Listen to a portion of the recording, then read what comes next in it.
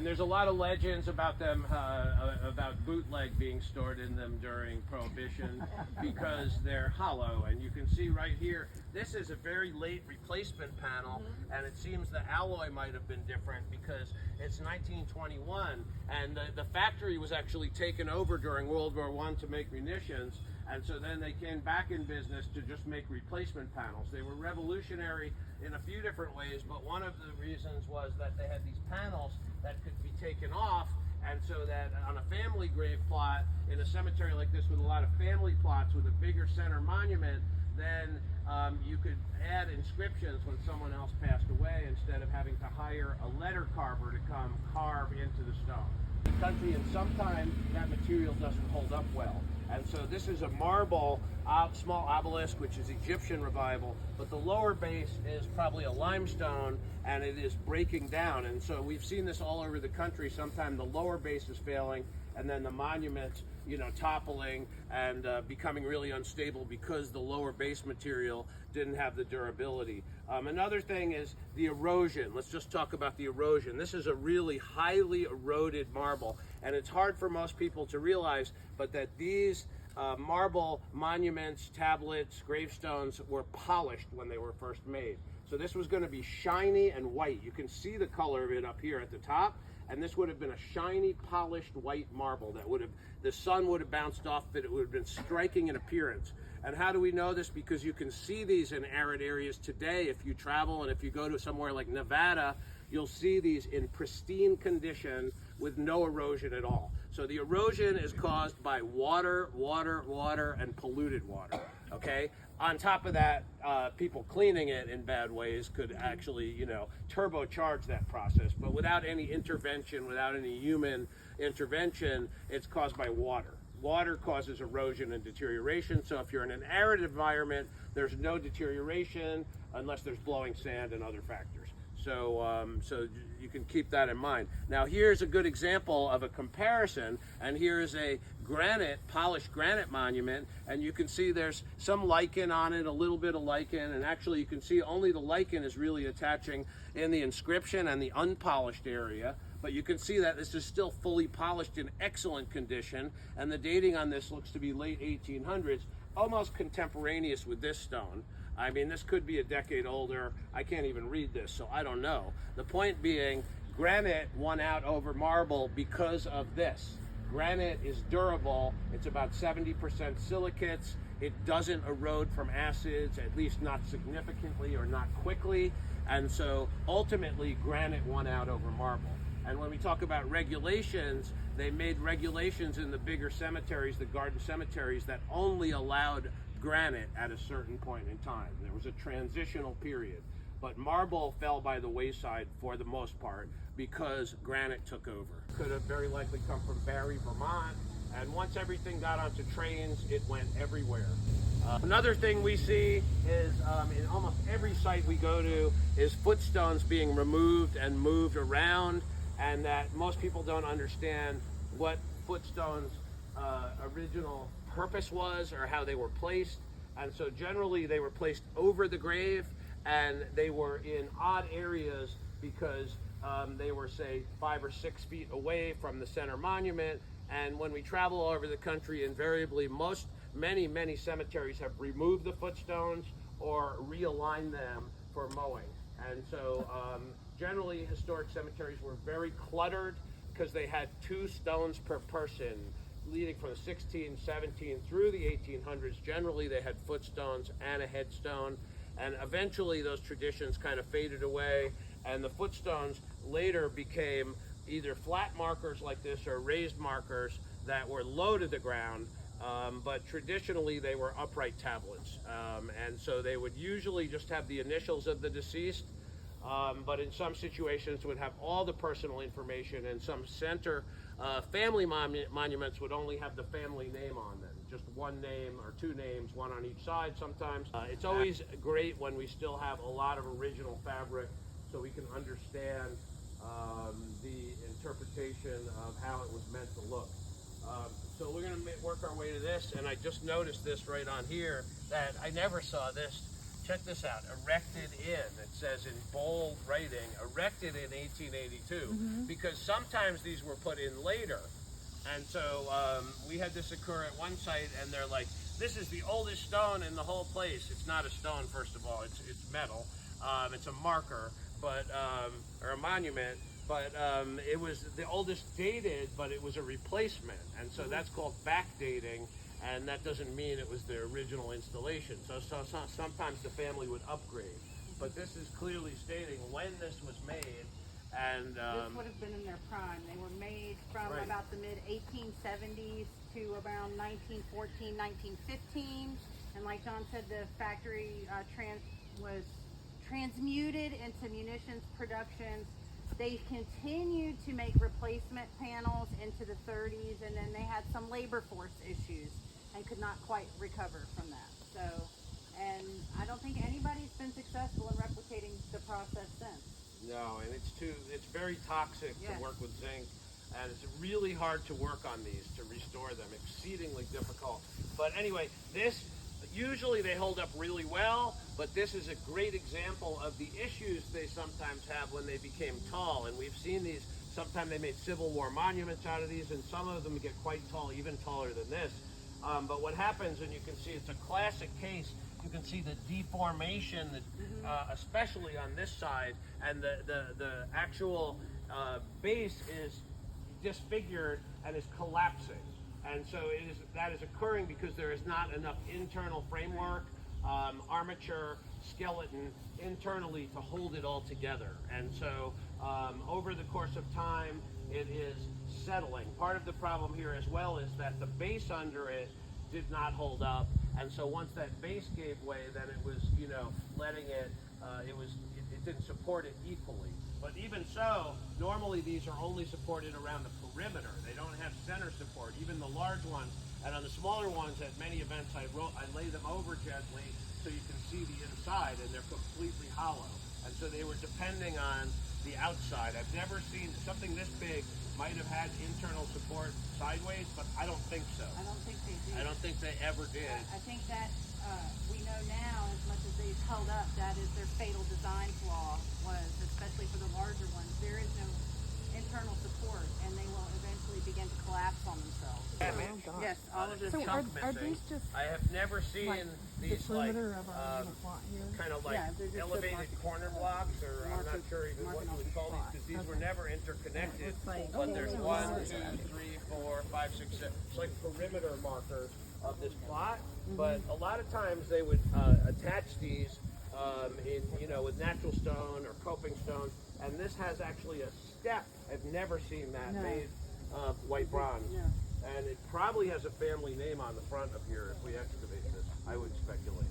But really interesting, and we can see originally, can we see the connector? Yeah. Yeah, you can see we're in the part number here, 162. Right here is how they connected. There's like a little, a little flange. There's a little piece that connects to this, and then that would connect to a base.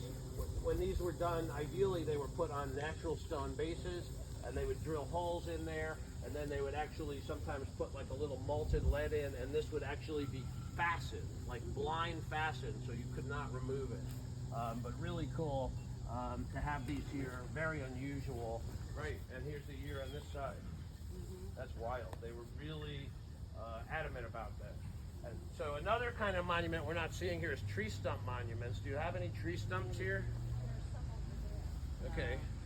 Up there, probably in the deeper way. Okay, Anyway. so tree stump monuments were another style that is very interesting, and that was part of what they called the rusticated monument, or the rustic movement. And it's interesting because these letters are that style.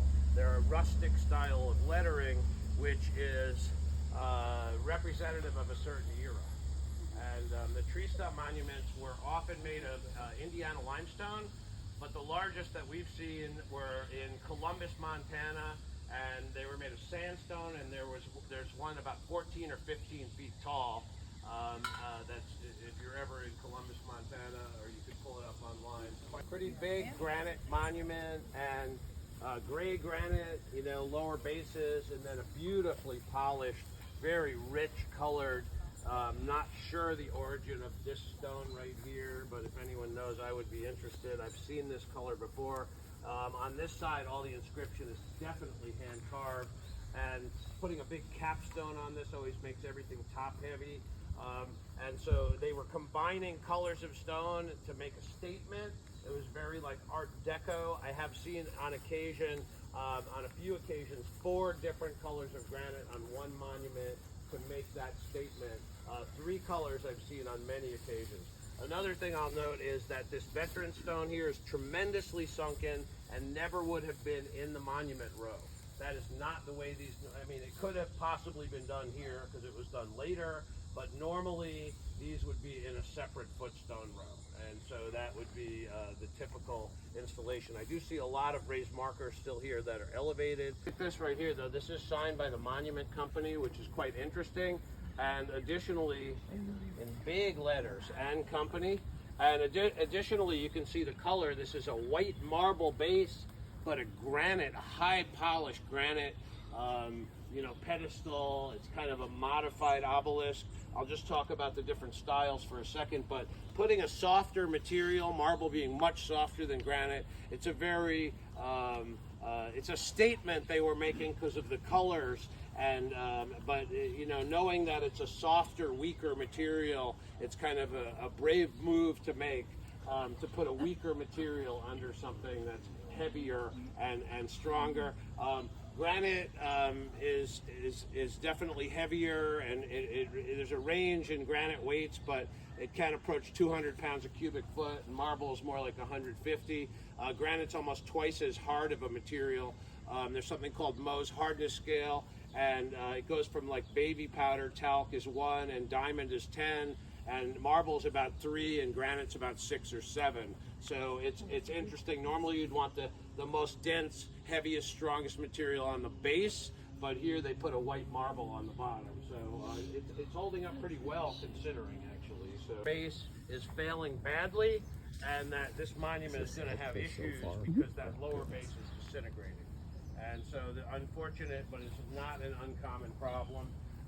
This cylinder style we see all over America, and a lot of time these are put low to the ground as markers, and they vary in size and material. We see these in marble, occasionally other materials, and this is a Woodman, right? Mm-hmm. But these cylinders were popular, especially in the very early 1900s, and then they just lost popularity. Pressed together. Now, when you turn it sideways like this to make a monument, then unfortunately in some situations it peels apart. And they call that a separation along the bedding planes, like delamination of a wet piece of plywood, basically. And so you can see it on this side especially prevalently. And in construction and architecture, you always try to oppose this by keeping this in its geologic bedding so that all the weight of the blocks above is keeping it compressed together. But when you make monuments, a lot of time you turn it sideways, and then sometimes it peels apart. That's about to topple. So our topple point's right there, okay? If it goes any further than that, it's going over, and this is probably about, 500 or 600 pounds.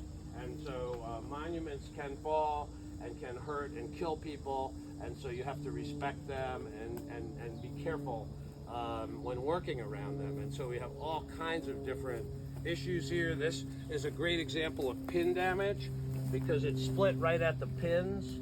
It's heavier than it looks, but you can see that there was probably a pin right there. I'm almost, yeah, it looks like it would have been, but it's deeper than it looks. I can't just pull it out manually. It's been here a long time. And so we just see a lot of, let's see about this one too. This area here, yeah, these are deep in the ground, so that this area has been, has had less maintenance than some other areas. Must be a fallen stone. Yeah, another, probably had a base under it. And so I'll just say also that we see things sinking, but over the course of time we see a big buildup of sediment that actually is in many situations a bigger factor than sinking. And so every time the leaves fall off trees or you cut the grass, the grade starts climbing, And so the stones end up getting lower over the course of time in many situations. Not always, but in many situations. And so this is a big old block of stone right here. And you can figure this is a good part of 200 pounds a cubic foot. And so, yes, always. That was the way they did it back then. So he was the governor just prior to the Civil War. And again, there are 4 governors buried here. This was Governor Stewart. So. And apparently he was a senator prior to becoming governor. Okay.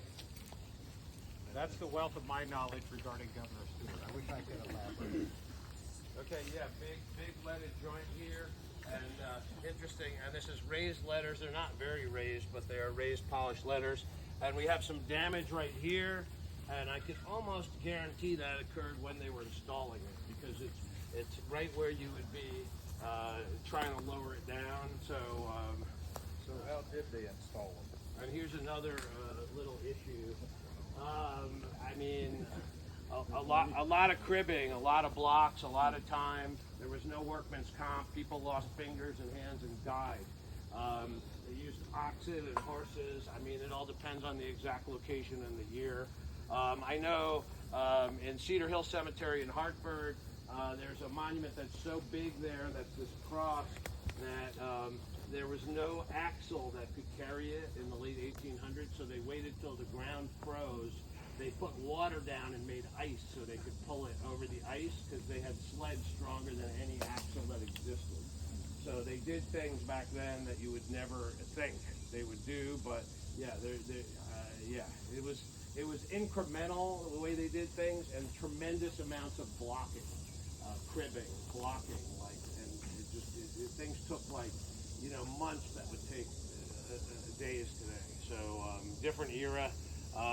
Always seeking any kind of drawing, and I love when a lot of the elements here, these chains, you can just see the chain is a kind of chain. They don't make chain like this anymore. We always see the historic chains looking like this, but putting out these plot surrounds like this was something that was very desirable, and then was eventually, you want to mention that, how at first they were hoping people would do this, and later they were banning, right? Oh, what do you, the plot enclosures, enclosures? yeah. Oh, yes. With the garden cemetery movement, they wanted everybody to encourage people to install ornate, beautiful plot enclosures, monuments on every grave.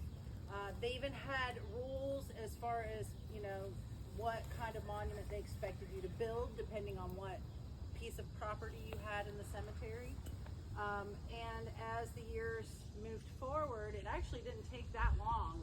It was around the 1850s when they started realizing this is just really inconvenient for us cemetery superintendents, and it's hard for us to maintain it, and we want to streamline the site and have less interruption of the landscape.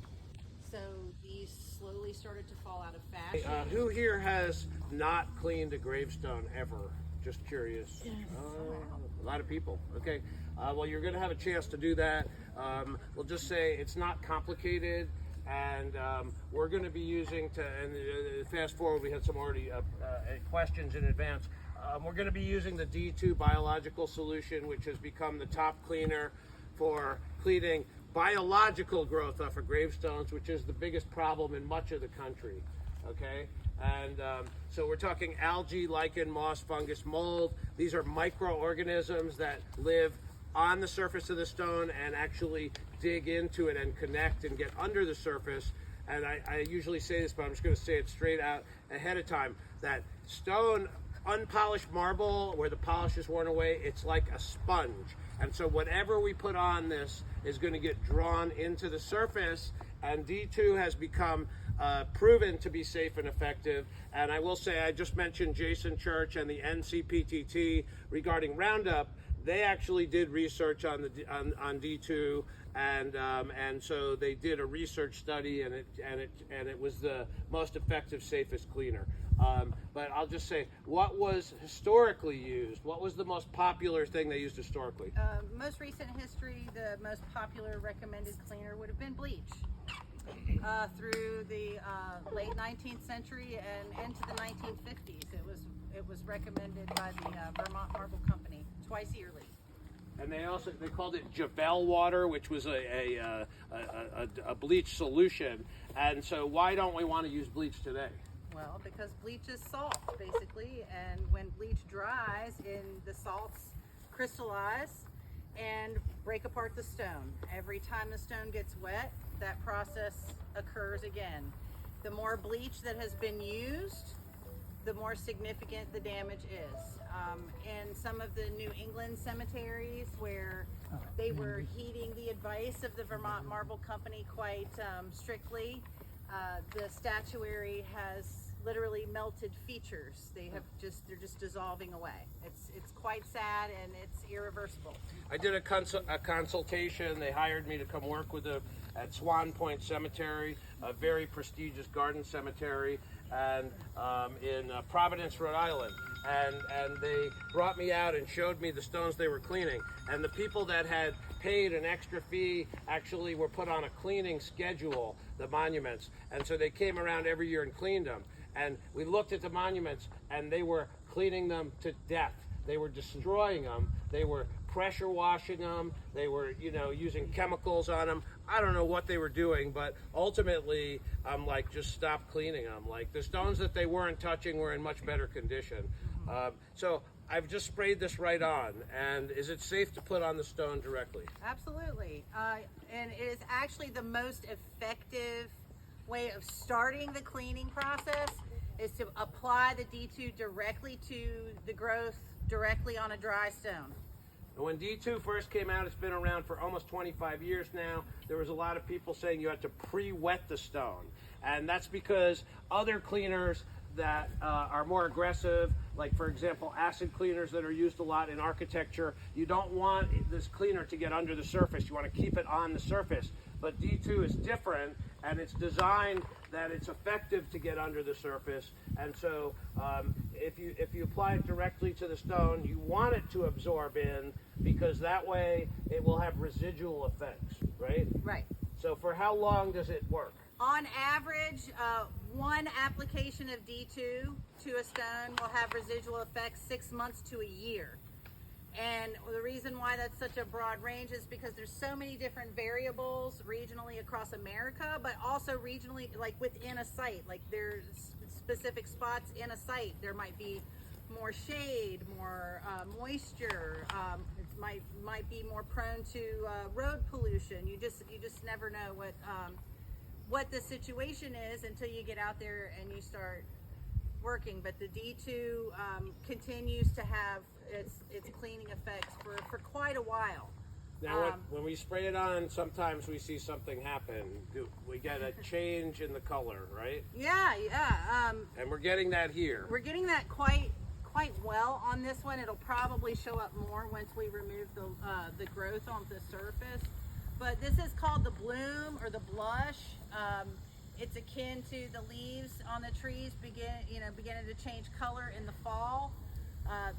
The growth on the stone is reacting to the D2 and it's beginning its dying process. And it's going to take a while. And that's the key ingredient that you need in cleaning is patience. Because it took a long time for these things to get dirty and they're not always going to get clean right away. So it's important to understand the residual effect of the product. Probably not. It doesn't look like it. Impossible to tell, but anyway, this lichen is coming off quite easily.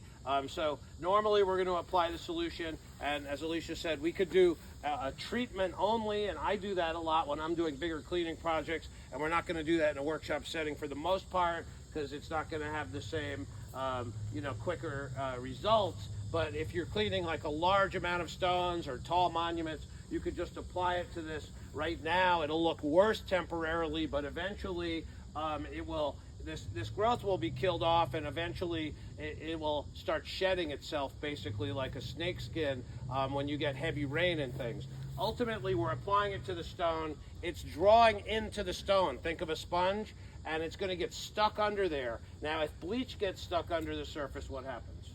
well, the salts crystallize and begin to break apart the stone. Right, As it dries and out. so we don't want to use any bleach. We don't ever want to use an acid on a marble because marble is dissolved by acid.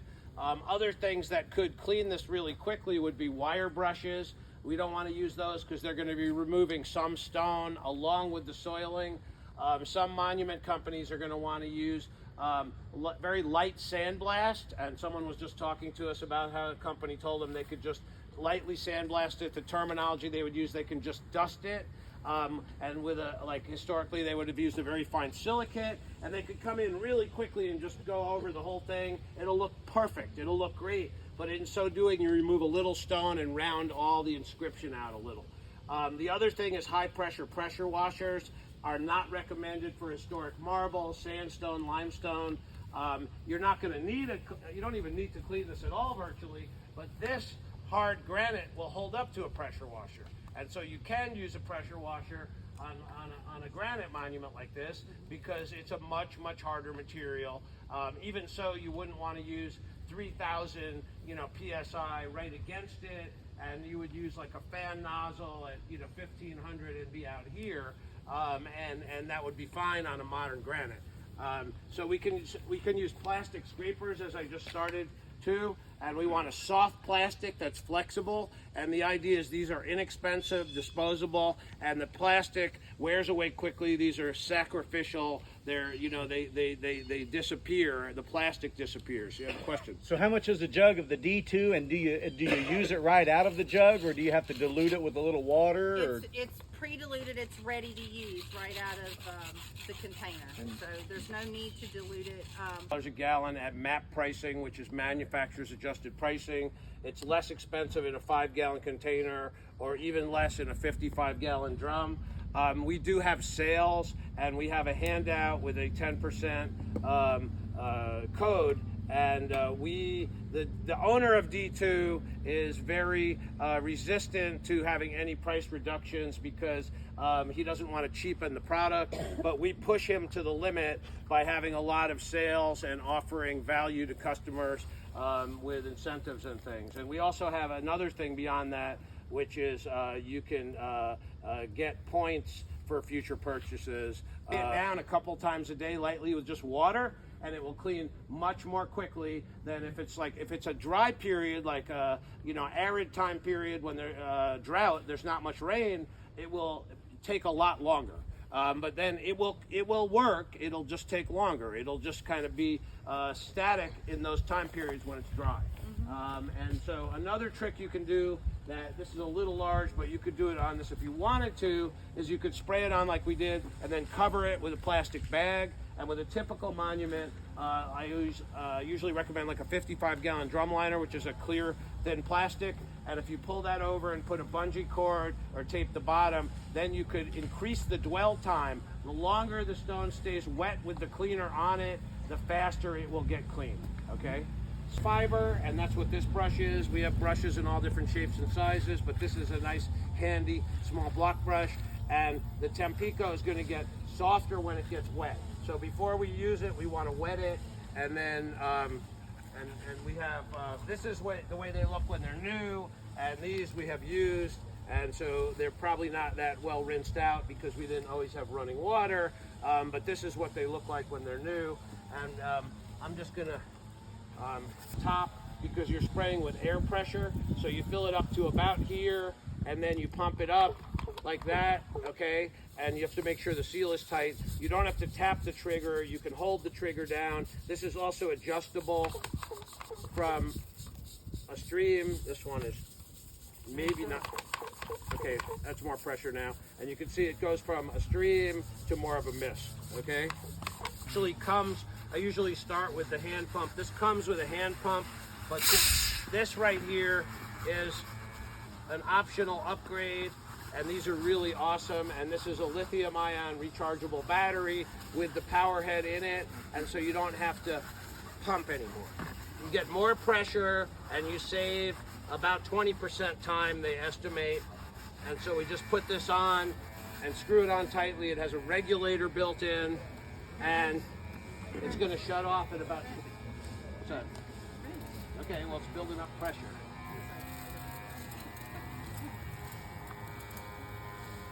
And it's not better than this one.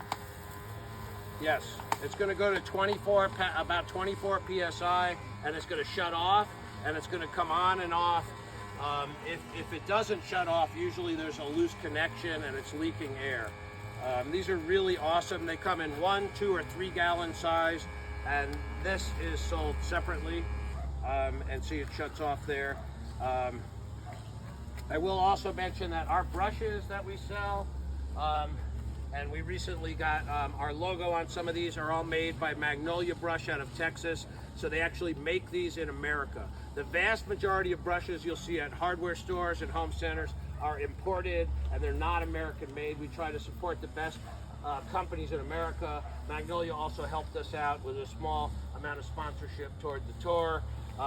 And then our sprayers are sold, made by Fountainhead, and they're based in upstate New York, and they've been making sprayers for about 100 years.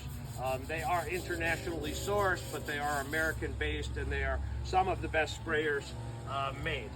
So, but to clean in like areas that are hard to get to, you know, recesses, then these work really well. The key thing is to keep the stone wet and to rinse it a lot as you're cleaning it. And one thing we see generally as a rule is people like apply the D2 and they start brushing and brushing and brushing, and they don't use enough water. And so they're basically starting to clean the stone with the dirt from the stone, the soiling, and that will clean it. It's more like cleaning with a cleanser. And we don't want to do that. We want to clean it so the water is sheeting off of it, and so that it just, you know, cleans easily, and we don't want to grind into the stone. That's about it in a nutshell. Anything you can add? A lot of people ask, when do I stop scrubbing? The simple answer is when there's nothing left on the surface to scrub off. Now, you may still see staining. That does not mean it's on the surface. It means it's, like he said, the stone is porous. It's like a sponge. These are like plants that have rooted deeply into the stone, and you might be able to pluck the leaves or pick the flower off, but the roots are still there. So you're gonna have to wait for that product to work and draw out a lot of this mold staining that's deep within. So just keep in mind that you can't scrub it all away today. If you're looking for instant gratification, don't underestimate cleaning granite, because they almost always clean up very well right away. And you can be a lot more aggressive with the cleaning, use stiffer bristle brushes and the like. So marble is most of it in America is very eroded. Even if the surface looks great, it's lost its polish. Right. And no matter how gentle we are with the scrubbing, we are still being abrasive. So just keep in mind that scrubbing is the most harmful part of the cleaning process. So do it gently and minimally whenever possible. And we're not I mean, people can come help. This is a bigger monument. Yeah. The idea is just to do a demo. I'll also say, look at this right here. This staining down here. The black stuff? Yeah, talk about that. Anybody who's cleaned has probably come in contact with that black tar paint spatter stuff that it's everybody's got a different name for it.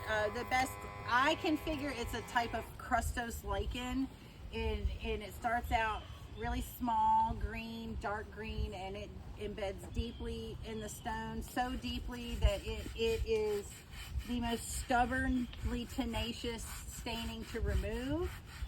It will fade. It takes multiple applications of D2 and patience. Patience is the key factor in the cleaning process.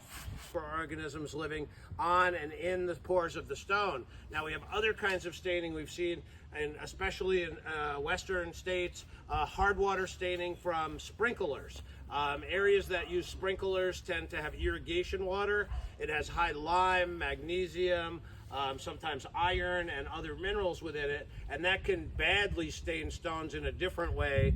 That is not a growth, it's not a living organism. However, it will do great harm to the stone. Now, just the sprinklers themselves do great harm to the stone. We were at Colorado Springs at Evergreen Cemetery, and there's some tree stump monuments, and we're seeing the sprinklers right on the monuments, directly on the monuments, and they're causing, so it's an arid area there generally, but with the intervention of adding the sprinklers to grow the grass, then they are like turbocharging the deterioration process to some of the stones. And so, and something as simple as monitoring and redirecting the sprinklers so they're not directly, because it's a daily thing. The sprinklers are coming on once or twice or a few times a day, and they're directly hitting a stone. They can be causing great damage to it. So you could actually, if you're in a situation like that, try to be there when the sprinklers come on and see if they're actually, you know, because it's uneven, the damage they're doing, but sprinklers do a great amount of damage. The other thing is mineral staining from the soil. If a monument has fallen for a long time and it's stood back up and, you know, reset, repaired, conserved, it could have staining well embedded into the stone. That's difficult to remove. It generally will fade out over time, but the D2 is not designed to remove that, so it's not going to be the primary cleaner you're going to use for that issue. And our company has developed a product supply division that's going to be expanding greatly soon, and it's under the name Endurance Restoration Products. And we have a hard water stain remover now that works phenomenally well on staining from irrigation. That is for granite because it's an acid-based product, so you would not use that on marble. Other cleaner that we recommend, you know, would be more specific to paint and graffiti is elephant snot, which is a funny name. It looks like snot. That is also made in America by a small company based in Minnesota. We're actually expecting to have a demonstration done in Stillwater this Saturday by one of the owners of the company, because they operate out of the town right next door to there. We have, at Atlas, we have dozens and dozens of cleaners, but most of them are not appropriate for historic marble. There is one cleaner I would recommend for the marble that is nasty stuff to smell and for the human, but it is not harmful to the marble, and that is a marble rust remover made by a company called Akimi, which is a German company, and it's really effective for the hard water rust staining on marble. Or mineral staining if the marble was in the ground for a long time, especially in high iron soil. But it's not good for the human. So probably you need gloves and eye protection, and so that's another product that has good applications in the field. Most of what we're doing is D2 cleaning because most of the staining is biological. Quartz, which is dangerous. It has to be diluted tremendously. A lot of people don't read the directions and don't dilute things. You know, if you're working with it, you need to dilute it first before you use it, first thing. Second of all, it is almost pure quartz. D2 is a much more robust formula which has surfactants, wetting agents, and buffers in it. And it has quartz. There's about 200 or more, maybe a few hundred different quartz. That stands for quaternary ammoniums. And the quartz that are blended together in the right proportions make the product the most effective. The other thing is Wet and Forget doesn't have any, at least in America, proven testing record, and it's not being used on, to my knowledge, architecture. D2 is being used on things like state capitol buildings, New York Public Library. It's being used on whole structures. It's being specified by architects on significant projects. Additionally, it's used in a lot of the national cemeteries. Wet and Forget is probably safer than many other cleaners, but I don't have any personal experience using it. But it is a quat-based product, but it's not the same. So that's are there breathable water repellents or consolidation treatments, which would be a stone strengthener, that could be safe and effective? Yes. Are they available locally? No. There needs to be more research and testing. We're working toward that, and I do plan in the future to market products to keep stones clean longer and help protect them better. Right now we do have some good products that I would recommend for especially a deteriorating sandstone or concrete, that are consolidation treatments that are breathable. So there may be some options, but again, think of it like this. If you wear a yellow raincoat on a day it's drizzling out, you're going to sweat more from inside than you are from getting wet from the rain.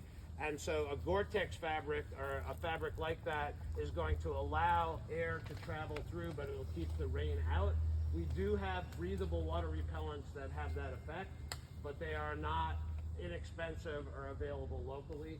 So, we're working toward more testing and more marketing of products for that purpose. Your work at rural cemeteries, right? And so tell people, like, how can they get involved? What's the best approach here?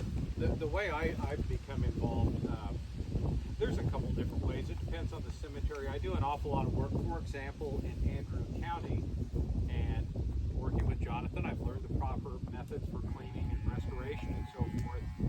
But I've worked through the Andrew County Commissioners in gaining permission, demonstrating that I know what I'm doing and doing the proper methods. So they have allowed me and approved me to do work in other cemeteries throughout Andrew County.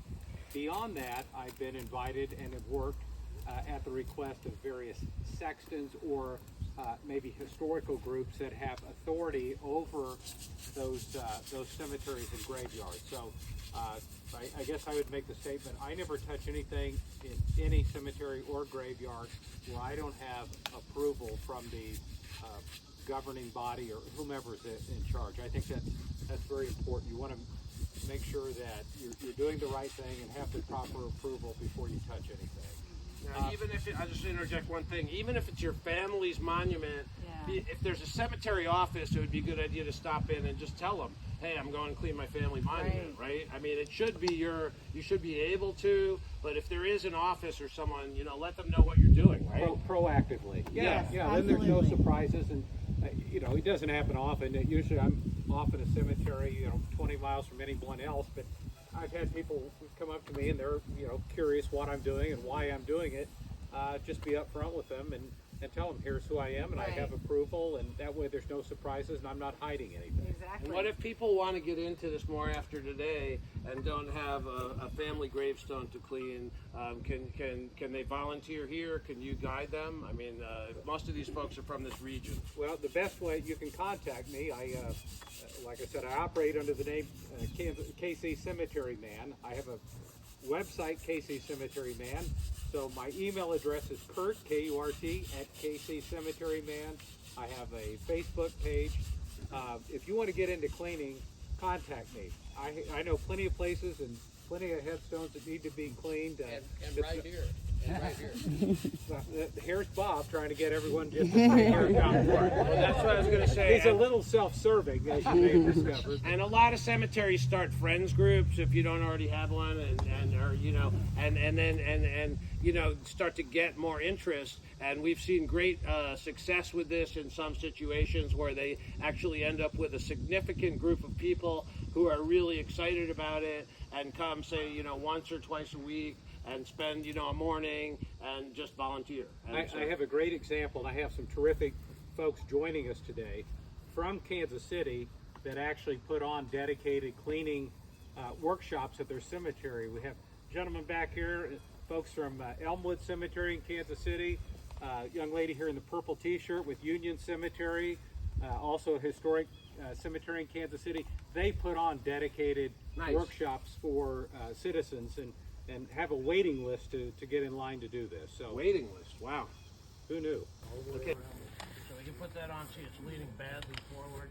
Pretty much, we got to dig around this. Yeah, that'd be awesome. There's enough. We got 5 shovels here, so there's enough for somebody else to be on the back side, certainly. And the idea is to get to the bottom of the base and just dig a little narrow trench around it. Awesome. Probably easiest, you could set base is 6 inches, 8 inches, 10 inches. Bottom line is we got to get to the bottom of it.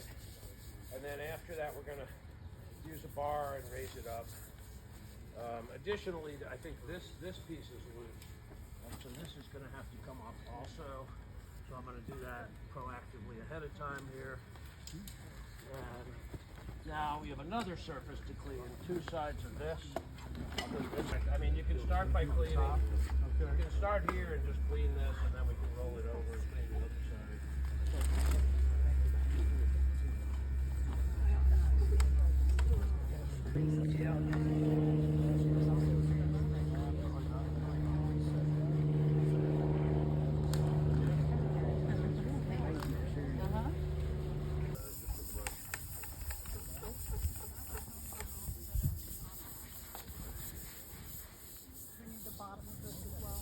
We will. We're gonna have to clean the top. Needs a lot more work. That's gonna actually have to be hammered.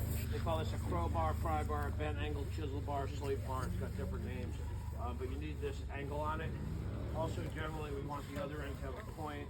We're gonna use that for other things. There's a few blocks. We used one of them there. There should be a couple more blocks there. We don't need 2 blocks under that. We don't need that soft one. If we're raising stuff, we're gonna be on the ends. For level stuff, we can go on front to back. The idea is we're gonna be going under the base with getting a bite on it, about like this, about an inch, and then we need blocking low down. So if we come in right now like this and try to pry, I mean, you could muscle this because it's not that heavy, but it's gonna bend the bar and we're gonna fight it, and it's not good to do it that way. So we want to block low down, close to the fulcrum, down here. Okay, and now we'll add a second block. Now we can easily go up.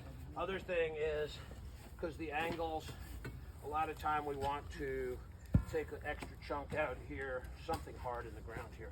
Extra chunk of, it's like a piece of stone here. It's Grandma! Could be a footstone. Okay, that's interesting. Normally, I don't inadvertently find a hole. Is it a corner marker or something, or what is this? It's a hole like another gravestone or something. So, okay, interesting. Not sure what this is, but we want to just get it out of here. And we'll pull that out. Looks like something broken. Looks like it was a footstone, probably in the top. It's probably right here. He laminated also. Sandstone. Interesting.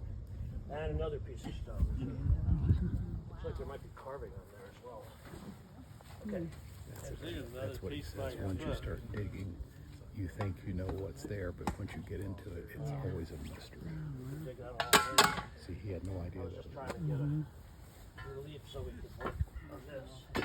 Okay, so now we get the blocks close like this, and we can go up really easily.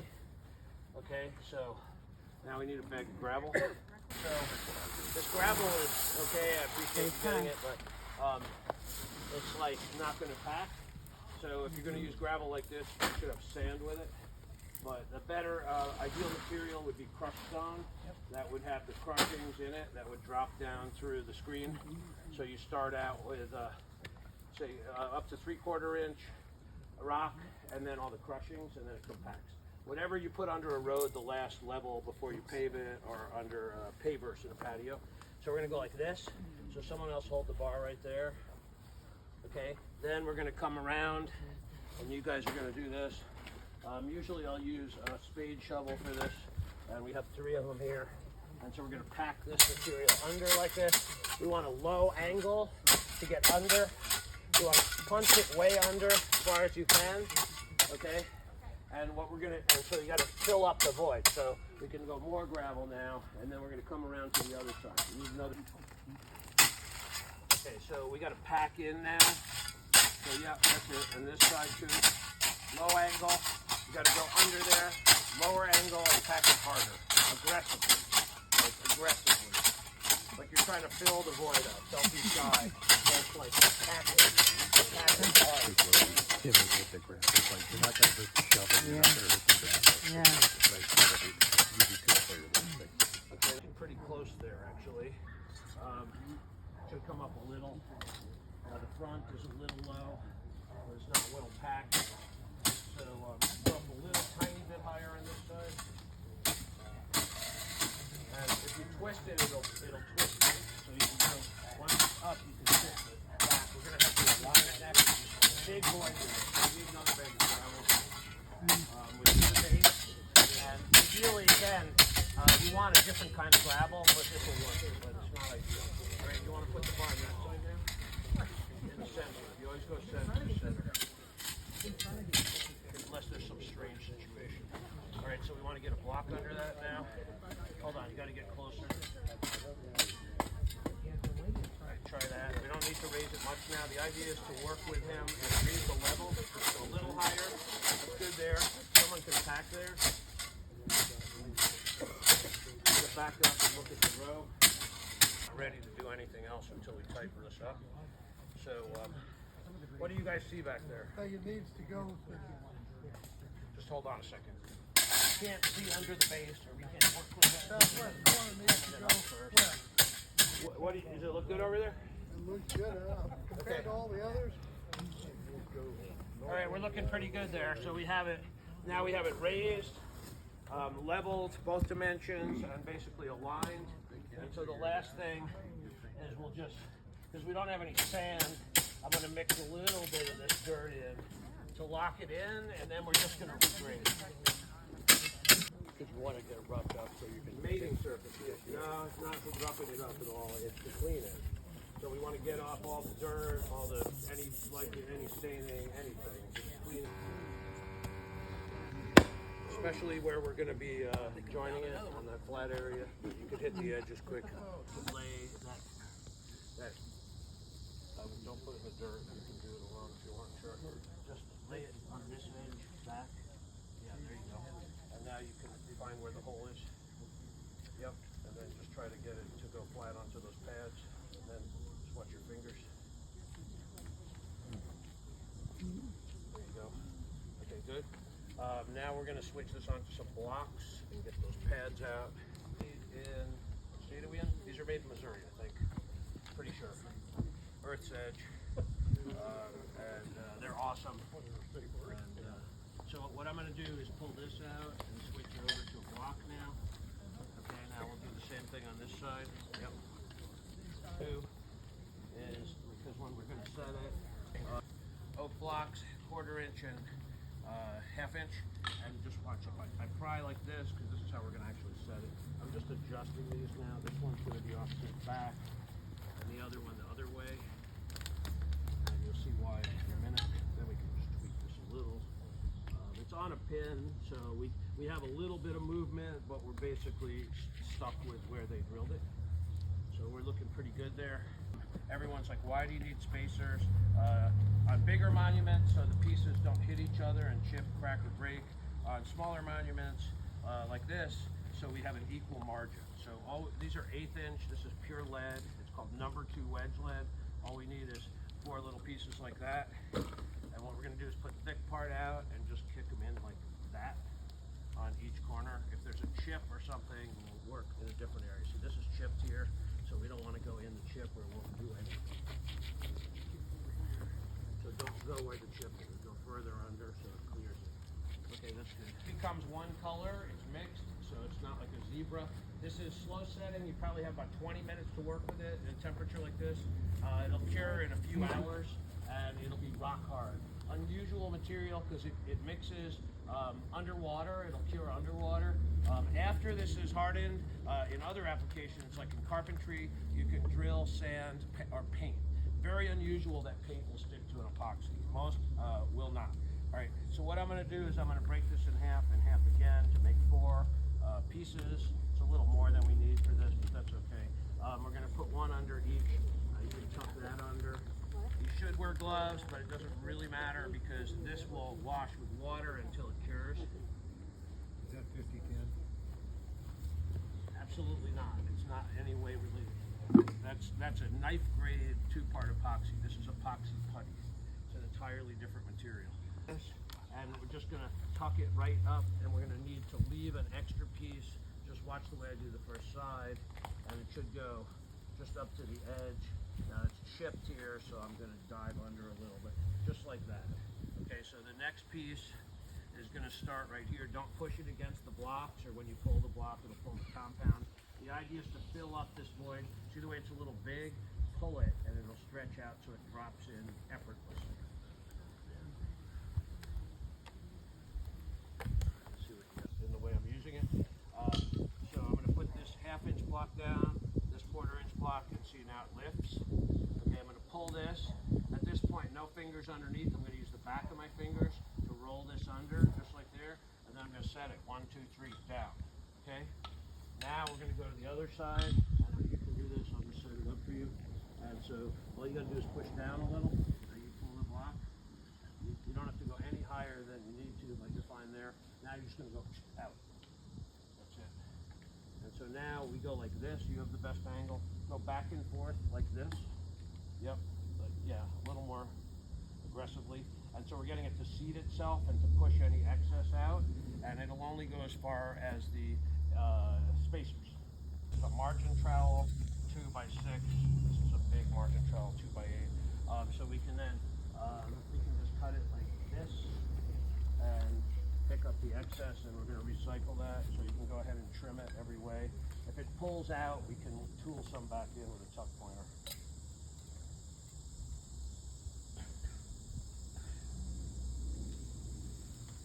Yeah, I was just giving it a little tweak. Something that was used in repair. Sometimes things scrape off, and in fact this is. And so someone can just go ahead and scrape that off. I thought we'd have to hammer and chisel it, but if it just scrapes off, it's a softer material, that's all good. So we want to get a clean, dry surface there. It doesn't actually have to be that dry because the way we're joining it, because the epoxy putty is not affected by moisture, it could be a damp surface. They tended to be actually called dowels. They were often ferrous metals, which would rust and expand and crack the stone, and so that's an issue. If we're going to be adding pins today, we're not going to use ferrous metals because we want to avoid that issue, and so we will be using either stainless steel usually, or a high-end laminated fiberglass, or some other alternative like that. So tip it up this way and have this hand free to pull it, and so that way there's only one obstruction here and one obstruction here where we don't have the compound. Okay, so this has a very slight wash on it, but there is a wash. And looks like it probably should come this way a tiny bit. It's also a little crooked. So basically we're going to be doing the same thing we just did a second time now to join it. So we need 4 more of those spacers. It starts to get crumbly, dried out, then it's not going to give a good bond. This is creating a seal working in conjunction with the adhesive internally. This will eventually get strong also, but initially it's more to create a seal. So we're just waiting for that. Then after that, we're going to be joining this with a knife grade, as you mentioned, like an Acapox 5010, but we're going to be using another product called Eliox, which is similar and has a better price point.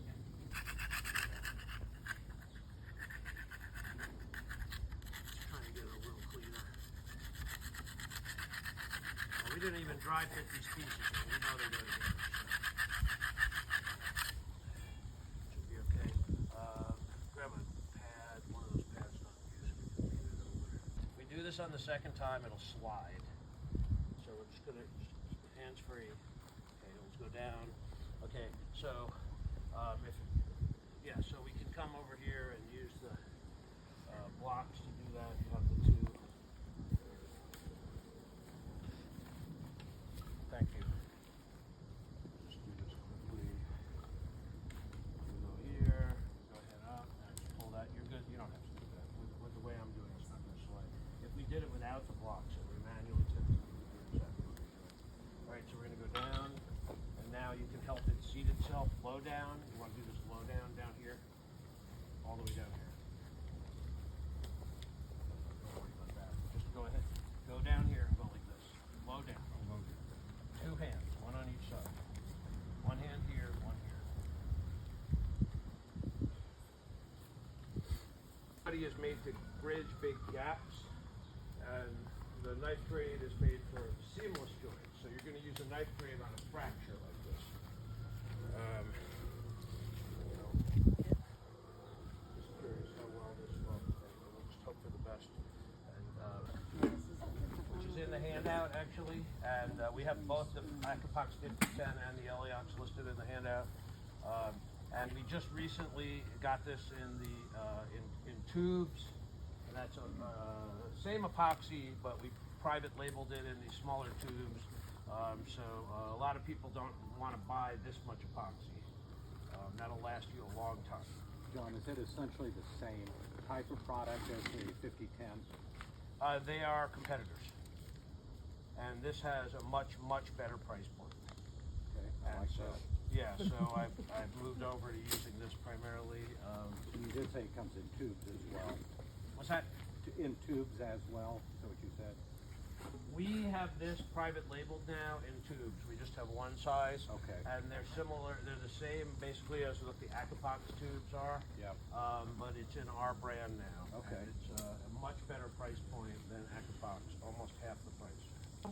And so if you buy this, you get this. You can't buy one component. It's one part of this to two parts of this. It's not a variable mix. That's the ratio.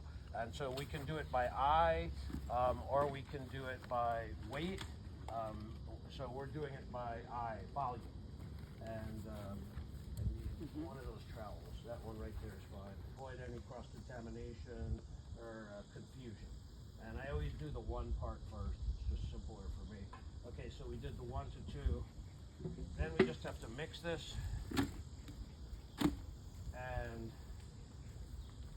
then we're good to go. It's harder to mix than most adhesives because it's clear on clear. We can pigment this at this point also, and there are pigments made that are compatible with this.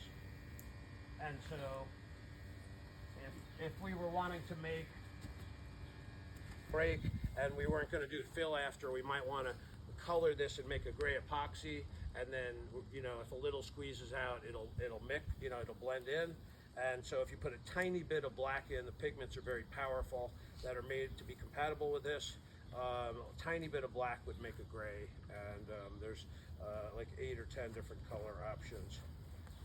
Okay, so I'm just mixing this. Mix it for a minute or something. It's not exact amount of time. And I'll throw these on another plate. And I'll just make sure this is thoroughly mixed, because this is clear on clear. One of the things we sell, we have a lot of epoxies we sell. This is one of the few that is clear and won't really discolor. It has like a 3 or 4% discoloration rate. A lot of epoxies get very yellow. And so in the way we're using it, we're not really going to see it at all. This is a lot of surface area here. So and it looks like this piece is probably missing. Down the middle. A lot of time we're fixing fractured tablet stones that are only 2 inches thick or less, and this is a much more robust. This is about 6 inches thick. We're going to leave it about a 1/4 inch from the outside edge, so it doesn't. Epoxy is one of the few things you can gain great strength in a very thin application. We don't want any like polyester resins or fiberglass kind of materials. Anything that mixes in like a 25 to 1 or 50 to 1, like a Bondo, is not a good material for this. It's not going to have good durability in an outdoor environment. This is a 2-part, stone epoxy, basically. Oh, we're not turning. Yeah.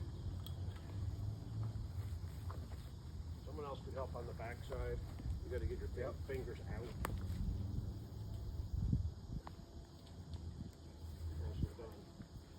Okay, beautiful. All right, we can fine tune it from there. Let go. It's all right. It's not going to fall off. Let's just see. Yeah, that chunk's missing. This is basically self-supporting. It looks like it wants to. It's almost a perfect fit, actually. It wants to. Usually, it'll slide downhill a little, but this hardly did. It looks like it should go that way a tiny bit, but not much. So we can also clamp this to keep it aligned. I'll show you how to do that. Yeah, it should come uphill a tiny bit. Squeeze out there. It's pretty much there now. It's hard to go uphill. Moving this whole thing down here. Yeah, as I well. was gonna say, I think it is. Yeah, we can fix that after.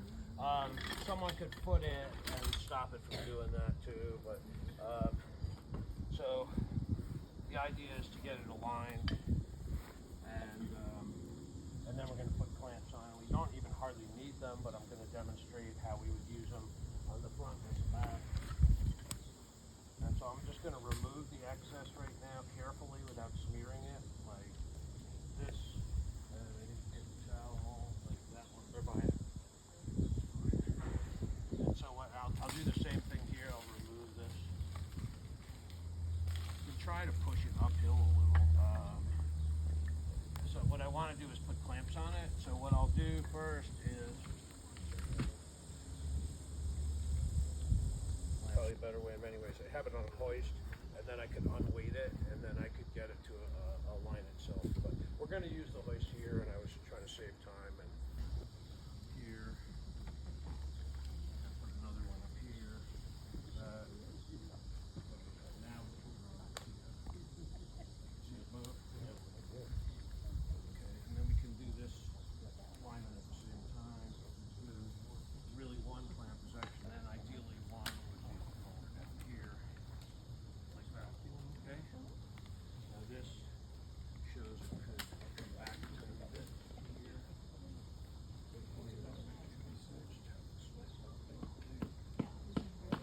We can recut this now. All the compound, and that can go back in the bucket. Because it's not cured yet, that's going to stop moving when that epoxy putty kicks. But the accumulative weight always tends to squeeze it out again, so you can retrim it all. Yep. Both tiers. Last thing is we're going to make an infill material, meaning not epoxy based, but we'd have to do that later, after the fact. This we can do right now, and it's also going to add strength. Can you grab that plate right there? Not the spoon in the grass, but the other. Yeah, that's great. Thank you. So I had some epoxy left from that mix, and so I'm going to show you how you can. This is fine marble sand. Okay, it's literally marble. It's really fine. It looks like sugar. Don't eat it. It won't taste good. It's more like Tums. Probably settle your indigestion. But it's not quite fine enough for the ingestion. It's not food grade either. But so we're gonna mix this together. I'm gonna turn. So there was just a little bit left here. It was about the texture of a mayonnaise. We're gonna turn this into like in about 2 minutes into like a pretty heavy ball we can pick up. And I'm gonna show you how we do that right now. And start. Actually, we have much finer. We have something that's so fine it's like flour. But as far as a sand, this is the finest. And you can see how it already got this big. I'm running low here, but I have plenty more in my vehicle, so gonna have to refill this. Pretty heavy.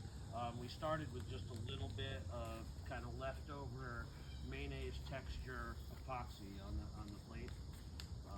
A knife grade epoxy is an epoxy that you could obviously spread with a knife. It's a general term, but there's a big range in how viscous a knife grade is. And the epoxy we use, it's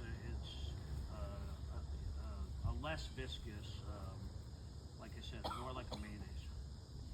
And my daughter's always laughing because I'm always like, well, it's more like a peanut butter or more like a mayonnaise. I'm going to use the smallest tuck pointer made. These are tuck pointers. This is a 3/16 inch tuck pointer. These are really good tools. They're flexible. These are made by Marshallton, and who's based in Iowa. And these are still made in America. Today they're made in Arkansas. They're Premier Tools, but their corporate still is in Marshalltown, Iowa, as the name implies. And so I'm going to come around here.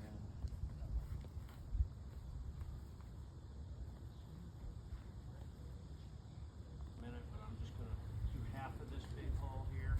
Start to come up, and yeah, the color is way whiter on this because the stone is so dirty. But once the stone gets clean, it'll probably be really close.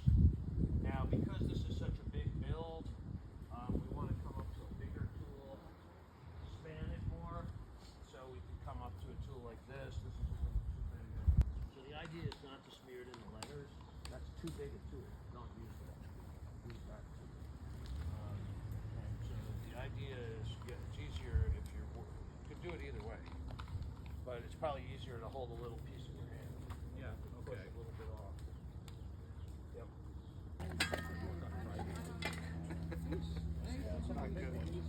Not ambidextrous.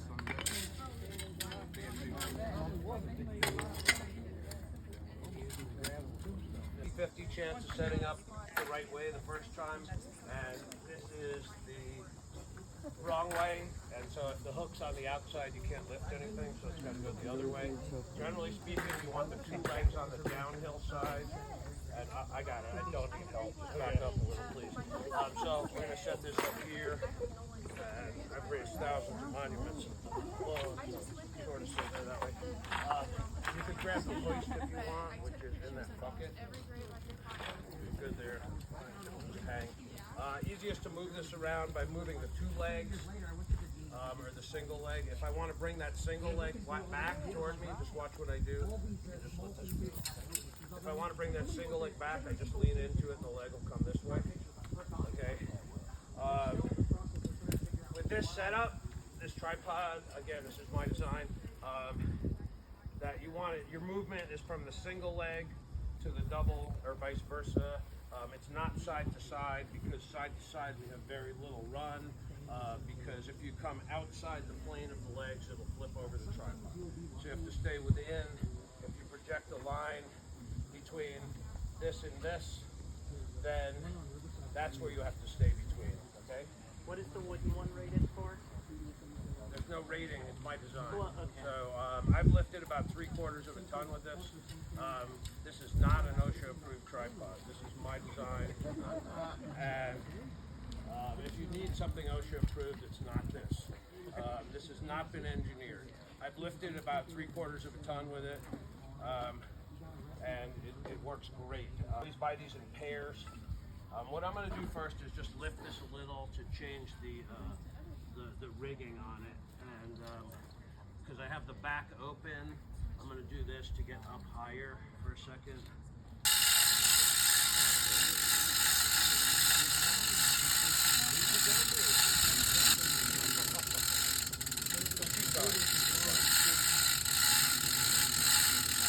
Hold on a second. Then we're going to do another one on the other side. Then we're going to lower it back down and rehitch it.